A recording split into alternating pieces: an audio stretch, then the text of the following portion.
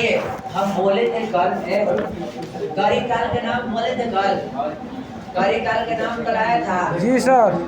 इस वंश का महान शासक करिकाल थे, जिन्होंने बताइए श्रीलंका पर आक्रमण जीत के सैनिकों को बंदी बना कर लाया, और उसी सैनिक की मदद से बोलो कौन कावेरी पट्टनम बंदरगाह का निर्माण किया। करिकाल के विषय में है, बोलो विषय में कहा जाता है कि उन्हें बेदी युद्ध में 11 राजाओं को पराजित किया। करिकाल महान था। करिकाल के साथ और कुछ बात है, ये पढ़ा लिखा भी था, इससे पता चलता है ब्राह्मण लोग पढ़ा लिखा है। चोल चर चेर खत्म हो गया। देखिए करिकाल ब्राह्मण धर्म को मानता था और ब्राह्मण धर्म को सुरक्षित प्रदान। करिकाल संगीत के सातों स्वर जानता था। 7 स्वर आ जाए ना, सातों स्वर है वही जानता था वो गरीब क्षत्रिय नहीं था, बोलो। और आपको क्षत्रिय ब्राह्मण से, चोल वंश में क्षत्रिय नहीं था, ऐसे का चोल वंश में क्षत्रिय नहीं था।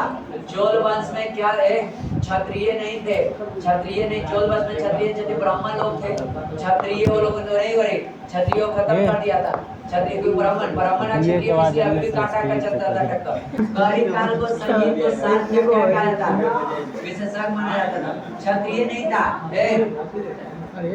इसमें बेलार को बेलार है, इसमें बेलार को किसान कहा जाता था, जो खेती करते थे ना, जिसका नाम है पोलार ना कहते हैं, कैसे अतिया गोला वाला बनाता है पल्लार, तो ओकरे पहले कहा जाता पोल बेलार। तो बेलार पहले किसान को कहा जाता, वही नाम पोलारी कहते हैं। बेलार कौन काम करता था।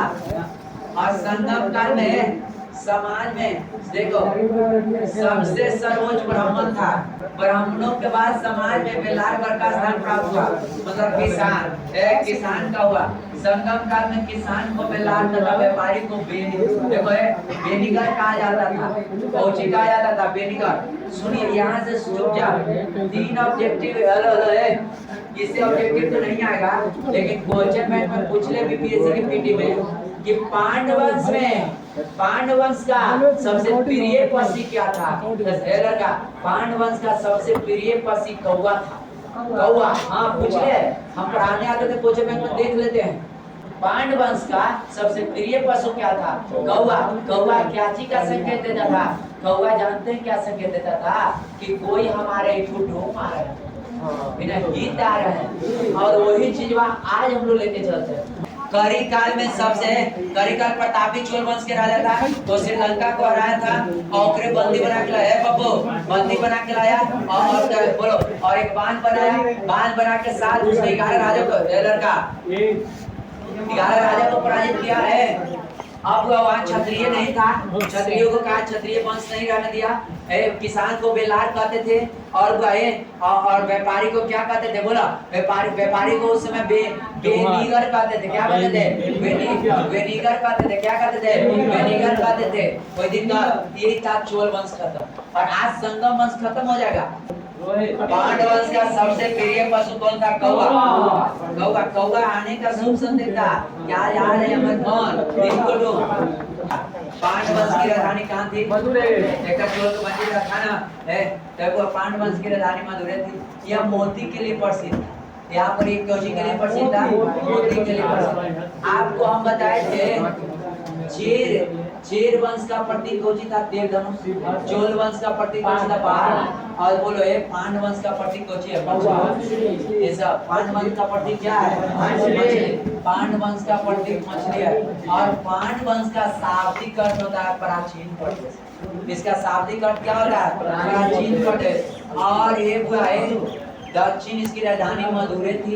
यहाँ में एक नामी बंदरगाह है, जिसका नाम है कोकई। कई नाम याद है ना, कोकई का नाम क्या है, कलिंग। राजा को क्या कहा जाता था, बोला मन्ना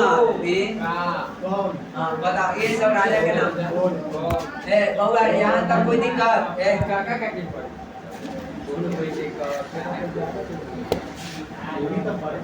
पांड का शाब्दिक अर्थ क्या होता है, प्राचीन प्रदेश। पांड का राजा है, राजा के बाद सर्वप्रथम मेगास्थनीज ने अपनी पुस्तक इंडिका मावर में मावर नाम से किया। मावर पांड का चर्चा मुझे मावर नाम मेगास्थनीज है। पांड राज का वर्णन सर्वप्रथम कौन किया? मेगास्थनीज ने अपने ग्रंथ इंडिका में कौन पुस्तक सॉरी मावर नाम से किया। मेगास्थनीज ना इंडिका पुस्तक। पांड राज मोतियों के लिए प्रसिद्ध था। इस राजवंश की राजधानी मदुरै हुआ करती थी। इस राजवंश का प्रमुख बंदरगाह नगर कौन था? कोकाई था। और इसकी प्रतीक चिन्ह क्या था? मछली थी। इसकी स्थापना किए थे बोलो नेडियोन ने। नेडियोन का अर्थ होता है लंबा व्यक्ति। नेडियोन का अर्थ क्या होता है? लंबा व्यक्ति। नेडियोन का एक काम था, जैसे में एक नदी नेडियोन अच्छा व्यक्ति था। पांड में जो भी रहता था ना, राजा जो होते थे राजा न्याय प्रिय होते थे। हेलो, पांड का एक खासियत था शेरचोर पांड से कि पांड का जो राजा होते थे ना, न्याय के लिए प्रसिद्ध हुआ करते थे। इसीलिए आपसे पूछेगा संगम वंश में पांड वंश का जो कोई भी राजा थे वो न्याय के लिए प्रसिद्ध होते थे।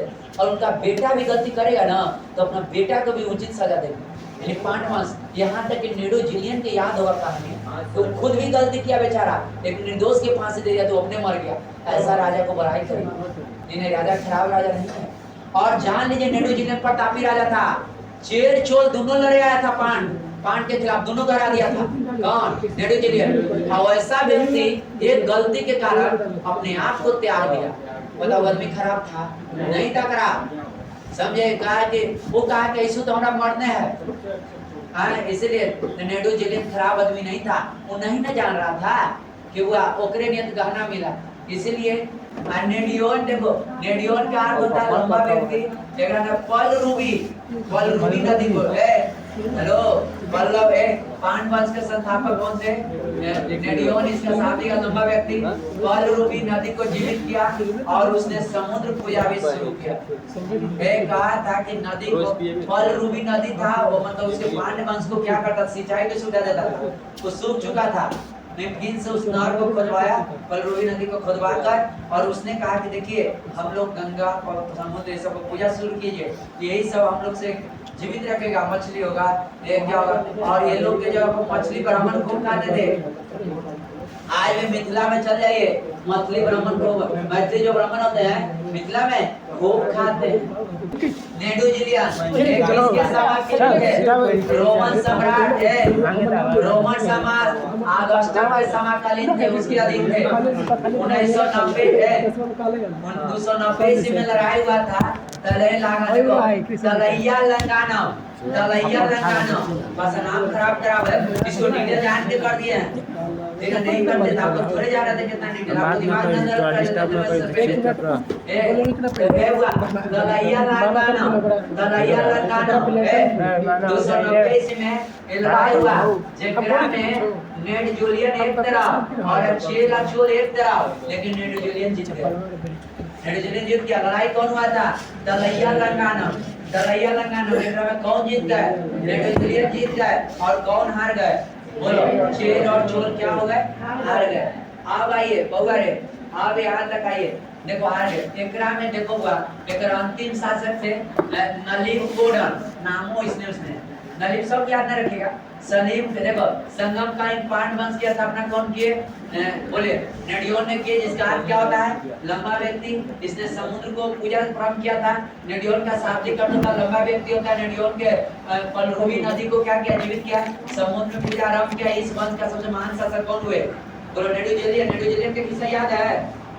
नेडो जिलियन काफी न्यायप्रिय शासक नेडो जिलियन है। तलाई लंगानम के युद्ध में चेर और चोल शासकों को क्या किया था? पराजित किया। नेडो जिलियन ने रोमन सम्राट अगस्टस के दरबार में अपना एक दूध मंडल भेजा था। नेडो जिलियन के दरबार में नकीरा नामक दरबार रहता था। नकीरा के नाम सुने हैं ना? तृतीय संगम कौन किया था? याद है ना? पहला संगम कौन? दूसरा संगम कौन? तीसरा संगम कौन? नकीर। और एक का दरबार में था। सब ये नहीं पता चला, ब्राह्मण लोग पढ़ाई लिखाई पर जोर देता है। नेडो जिलियन है। नेडू जिले ने रोमन सम्राट क्या देते हैं अब आइए चले ना खीरा संभालिए हो जाए ना को गरिया जर लिया संगम कालीन पाठ के अंतिम शासक कौन थे नलिन गोड़ा कुछ अन्य बात याद करने हैं कुछ बस खत्म हो गया और संगम कालीन चोल वंश का सबसे प्रसिद्ध बंदरगाह याद रखिएगा आपको यहाँ आरी के देखो नाम में ऐसा है ना आरी आरी आरी गमेडू था जिस बंदरगाह से रोम के साथ व्यापार हुआ करता था रोम के साथ आरी गमेडू संगम साहित्य 3 भागों में विभाजित किया गया था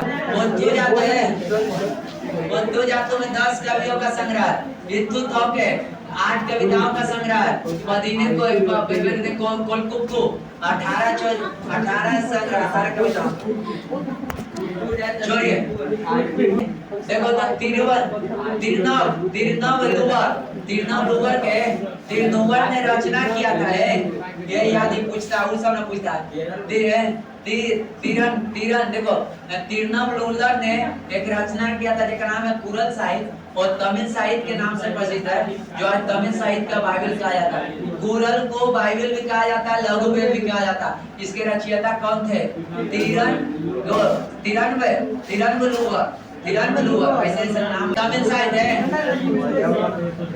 तमिल साहित्य तो दो में बांटा गया था एक प्रेम संग एक युद्ध संग प्रेम संग आप बताओ आप याद थे शिल्पाधिकार वो कौचो प्रेम संग होगा कि युद्ध संग प्रेम संग होगा प्रेम संग ना तो देखो प्रेम संग ये दो चीज पर लिखी जाता था देखो प्रेम के बाद दिखाता था आयोग कोची लिखा था युद्ध के बाद तब बोलो शिल्पाधिकारम क्या होगा मणि मैखले क्या होगा प्रेम संग होगा कि नहीं होगा आप बताइए होगा प्रेम संग जिसको संगम साहित्य को 3 भागों में याद किया जाता देखो पहला पत्तु जातु या 10 संक्षिप्त पदों का संग्रह है इतुत होके या 8 संक्षिप्त पदों का संग्रह पदिनेट को या 18 छोटी कविताओं का ऐसे नाम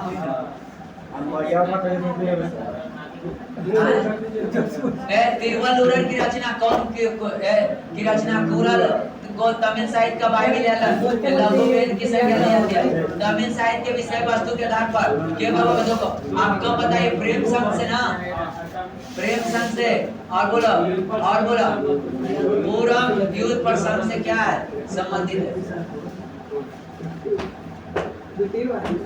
और सुनिए ये भी पूछेगा कि पांडव वंश में अंगरक्षक रखता था कौची महिला रखता था बॉडीगार्ड के रूप में महिला जानते का है बॉडीगार्ड में पहले डरता था कि बल मार देबे हमरे और आपको याद होगा चंद्रगुप्त मौर्य भी कौची रखा था महिला रखा था भी अंगरक्षक के रूप में कौची रखा था पहले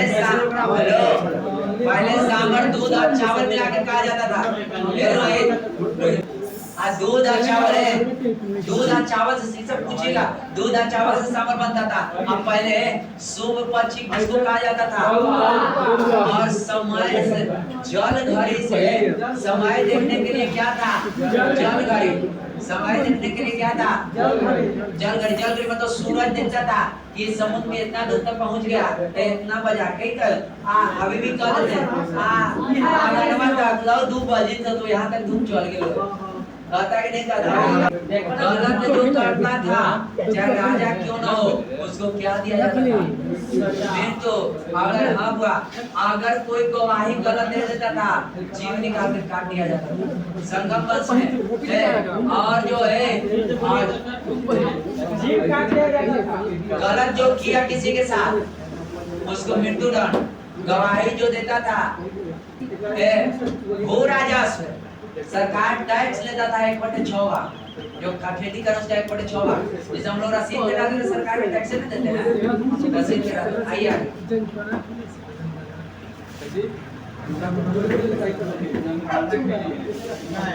और ये अगर मंत्री परिषद है लड़का अगर मंत्री जो होता था उसको हम लोग बोलते थे हमारी चना यानी अचार हमारी चना संगम कालीन राजा अपना अंगरक्षक के रूप में पुरुष की महिला को संगम काल से जानने के लिए समय जाने के लिए जलगाड़ी का प्रयोग करता था संगम का लोगों का मुख्य भोजन क्या था बोला भोजन चावल था, दूध मिल जाता था, चावल दूध, तो बोलता था कि सांभर है, मेरा दूध पुआ तो भात पुआ।